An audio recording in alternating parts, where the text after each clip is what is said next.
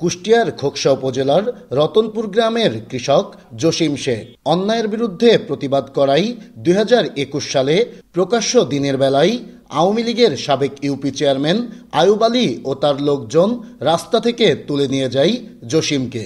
পরে বাড়িতে আটকে রেখে নৃশংসভাবে পিটিয়ে হত্যা করা হয় তাকে। এ ঘটনার 4 বছর পেরিয়ে গেলেও ক্ষমতার প্রভাবে মূল আসামিরা এখনো ধরাছোঁয়ার বাইরে। এমন খুনের বিচার চান পরিবার। আসামির সাথে ওই তেল কাটা মারি বাতাস বাইরেছিল, ফুটে ফুটে আগিয়েছিল বলে আমার তো দেখাই নাই।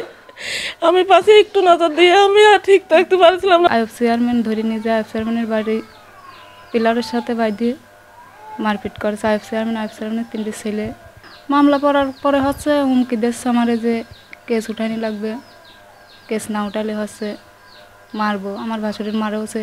ওরা উল্টা আমাদের দিকে বেশি চাপ দিচ্ছে যাতে কেসটা আমরা উঠাইনি। শুধু তাই নয়, জসিম হত্যার ঘটনায় চেয়ারম্যানের নামে মামলা করায় 4 বছর ধরে বাড়ি ছাড়া বড় ভাই হাশিম শেখ।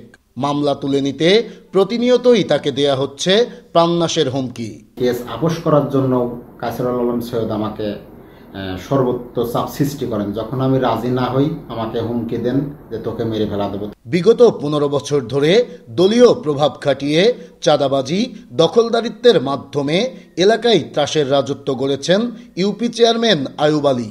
এমন অত্যাচারের হাত থেকে রক্ষা পেতে আয়ুবের কঠোর শাস্তির দাবি স্থানীয়দের।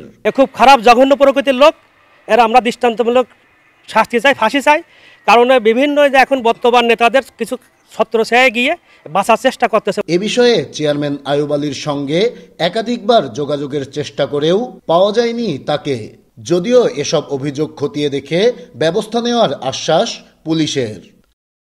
আমার কাছে কেউ কোনো অভিযোগ করি নাই, এমনকি মৌখিকভাবে কেউ জানাই নাই। তো ওনারা যদি আমার কাছে অভিযোগ করে এই ব্যাপারে আমরা অবশ্যই আইনগত ব্যবস্থা নেব।